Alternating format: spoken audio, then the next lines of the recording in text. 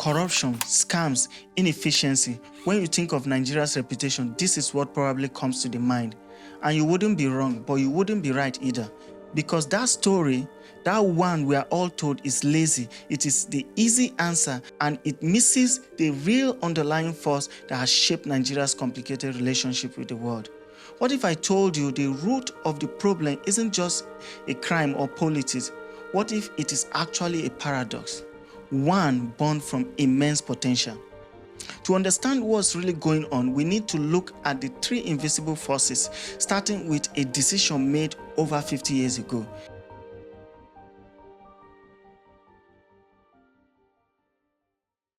The 70s, Nigeria struck black gold, and overnight the country was flooded with unimaginable wealth. It should have been the foundation for a superpower, but it created a dependency. When a government doesn't need its people's taxes to run, its relationship with them changes. It becomes less accountable. This didn't just lead to corruption we hear about. It led to something far more damaging for the country's reputation. A massive brain drain. An entire generation of brilliant, ambitious people left to find opportunities elsewhere. So the world's primary interaction with Nigerian talent often happens outside of Nigeria. This creates a distorted view. The country itself is seen as a place to escape from rather than a source of talent. That's the first layer. But it is how that story gets told that brings us to the second layer.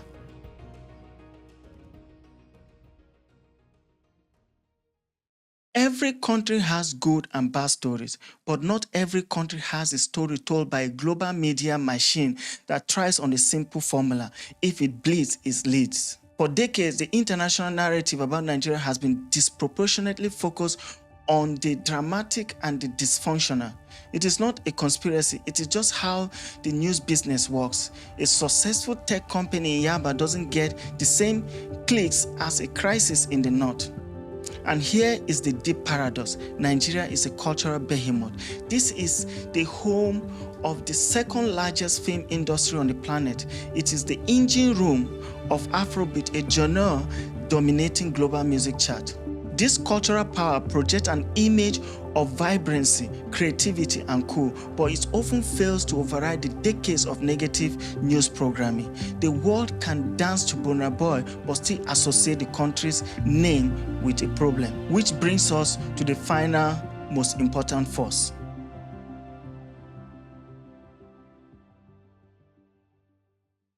There is a reason Nigeria is called the giant of Africa. 1 in 5 sub-Saharan Africans is Nigerian. The sheer scale of its population, its economy, its ambition is immense.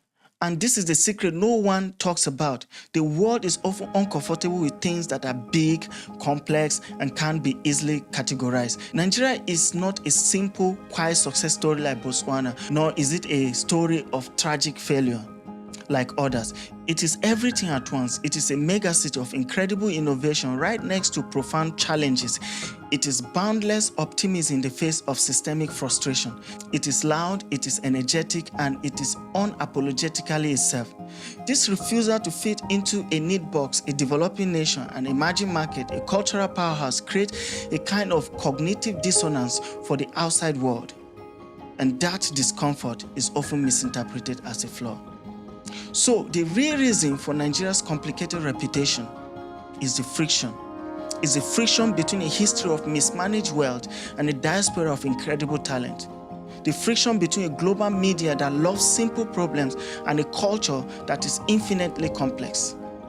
And above all, the friction between the world's expectation of what an African country should be and the reality of what Nigeria is. Standing here in Lagos, you will feel that friction every single day. It is in the air, it is the energy that fuels the creativity and the hustle. It is not a bug, it's a feature. Understanding that complexity is the first step to seeing the country for what it truly is.